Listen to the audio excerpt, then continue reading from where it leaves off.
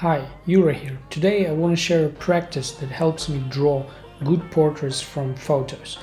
I want to draw your attention to shapes of values.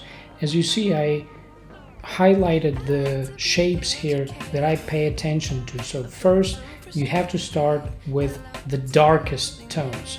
Well, at least that's how I start.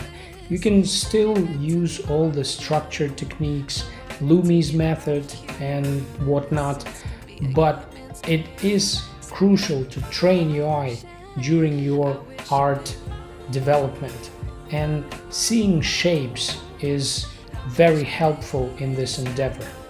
I try to see the darkest shapes first, the shapes of the darkest parts, then I go to the shapes of the shadow in general, and then I'm just blending everything together. And the next step is also fun, and it's the same principle, but this time you cut back again the light from the dark blended space. This practice not only helps you draw or paint better proportional portraits that really look like the subject, but also it develops your sight, develops your eyes and mind, the connection between what you see and what you draw. Basically, it develops not only the shapes and proportion feeling, but also the feel of values, and this is very important for a portraitist. The use of eraser in this practice sort of reminds me sculpting. You're taking out the dark that you don't need. So you basically pay attention to the darkest parts first and then the lightest parts, and thus leaving out the middle values. And after that, all that's left to do is adding details and fixing proportional mistakes. Like in this particular portrait, I figured out that the distance between the eyes is too big.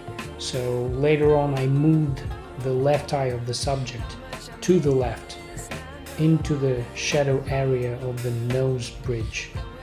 And it's a lot easier to do when you're working with blended surface, when you're working with the surface when you haven't pressed your instrument, your tool like pencil or charcoal. If you don't press it too hard before you're 100% sure where the lines are, then it's quite simple to fix mistakes. This technique or practice or similar one is used in painting too, and I actually got acquainted with it because of Russian school of painting, and they have this term they use that I'm not sure how is translated into English, so if someone knows, please let me know in the comments below. They use the word пятно, so they say that they are painting or drawing from something that I can translate as a blot or a patch or color patch. So I think it should be translated as a shape. So it's basically all about the shape of the dark or the color. So this is pretty much it. I hope I help you with your development. I know you can draw something like this, and this is why you are amazing.